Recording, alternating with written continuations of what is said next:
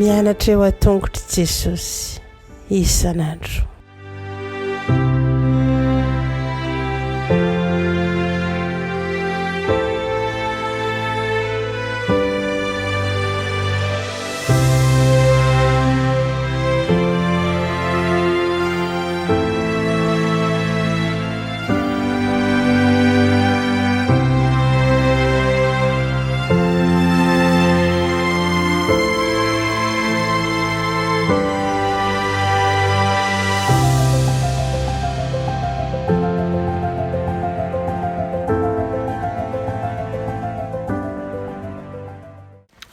Faly-miarabantsika tsirairay avy indray tonga eto amin'ny fandraisana ny lesona ho an'ny lehibe sika amin'ity anio ity fifaliana anay hatrany mizara ny ten'Andriamanitra ho anao izao manaraka izao fandakana izao.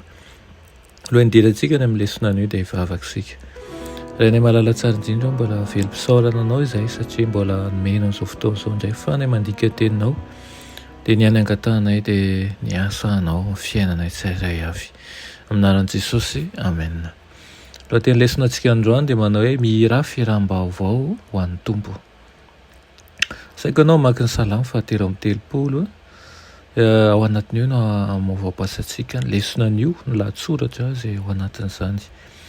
Eo ihany koa ny salamo fa efapolo. Ireo salamo ireo dia miantso ny olona hihirahira vaovao. Inona moa izany ny atao hoe hira vaovao eto e?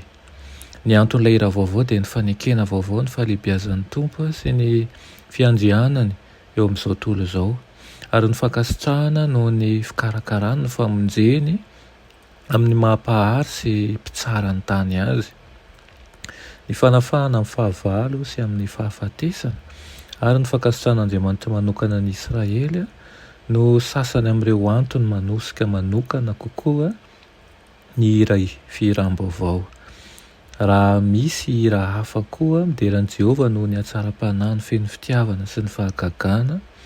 Ny hira vaovao kosa dia hira manokana izay maneho fifaliana mirehitra indray ary mampanantena ny fifikirana amin'Andriamanitra indray. Ny tsaika efa vaovao momba ny fanafahana avy amin'Andriamanitra dia manentana ny olona hanaiky ny Tompo mpamorona sy mpanjakany. Ny foto-kevitry ny iraisan'ny salamo milazan'ny fihirana vaovao dia ny fitokinan'Andriamanitra, ny fiderana ny asan'ny mahagaga, ny fanafahana ny fahoriana ankoatran'ny zavatra hafa. Aseho amin'ny teny feno fitiavana ho teny olona akaiky azy Andriamanitra ny Israely izay voakan'Andriamanitra.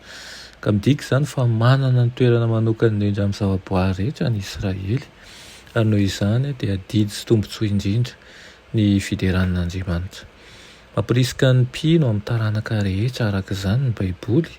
Isika izao ihany koa mba hihira n'ilay hira vaovao fideranan'ny mpanavitra azy izay mitondra ny fijoroana vavolombelona tokana ananany momba ny famonjena amin'ny rany zanak'ondry. Ny hiram-baovao dia afaka maneho hira vaovao izay mbola tsy henony hatramin'izay hira iray izay mampatsiahy ny tsaikefa mazava momba ny fahasoavan'Andriamanitra teo amin'ny fiainan'ny olona anankiray. Ny hira vaovao dia afaka maneho fanantenana ihany koa, ka amin'izany no anehoana ny zava-baovaon'ilay hira eo amin'ny fiandrasana ny fanandraman'ny zavatra miavaka sy tsy mbola nisy toy izany eo amin'ny fiandrian'Andriamanitra amin'ny ho avy. Ny fanompoam-pivavahana marina dia mihoatra noho ny sorona sy ny fanatitra ary maneho ny fifandraisana velona amin'Andriamanitra izay vaovao sy mavitrika foana.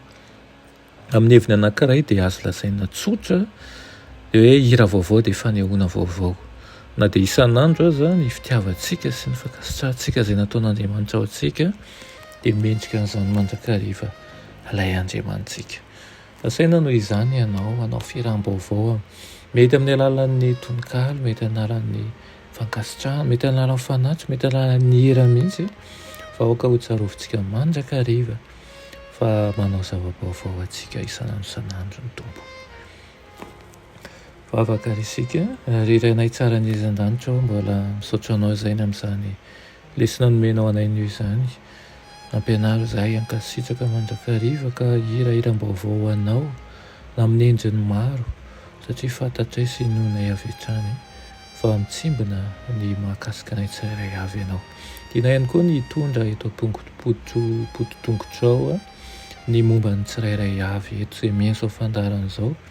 Fantatrao ny zavatra iainany, fantatrao ihany koa ny fangirifirina misy eo aminy.Amitalao aminao izay mba hafao izy zavatra rehetra mianjady aminy, fa ianao tokoa ny hery sy tokony hitantera ho aminy ilay teny fampanantenana nomenao anay fa ao anilanay mandrakariva ianao.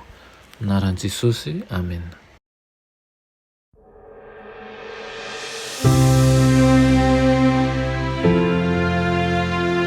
Mianatra eo an-tongotry Jesosy isan'andro.